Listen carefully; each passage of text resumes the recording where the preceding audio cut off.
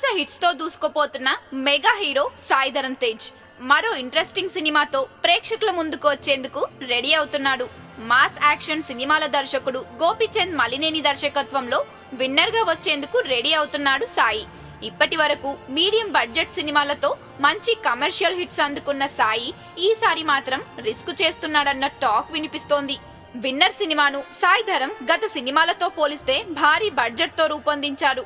Heroine గా Rakul Preet Singh, villain గా జగపతి బాబు లాంటి టాప్ స్టార్స్ తో పాటు భారీ తారాగణంతో తెరకెక్కుతున్న ఈ సినిమాకు ఆర్టిస్టుల రెమ్యునరేషన్ కే 11 కోట్ల వరకు అయిందన్న టాక్ వినిపిస్తోంది.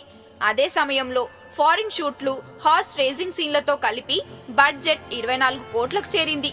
సాయి ధరమ్ రికార్డ్ గోపీచంద్ మలినేని మీద ఉన్న అంచనాల నేపథ్యంలో సినిమా బిజినెస్ కూడా బాగానే ఉంది. ఈ సినిమా ఓవర్సీస్ తో కలిపి దాదాపు 30 కోట్ల వరకు బిజినెస్ అయిపోయింది. అంటే విన్నర్ 30 కోట్లకు పైగా కలెక్షన్లు సాధిస్తేనే విన్నర్ హిట్ లిస్ట్ లోకి చేరుతోంది. ఇప్పటి వరకు 25 కోట్ల క్లబ్ లోనే ఆగిపోయిన సాయి విన్నర్ తో కొత్త రికార్డ్ సృష్టిస్తాడేమో చూడాలి.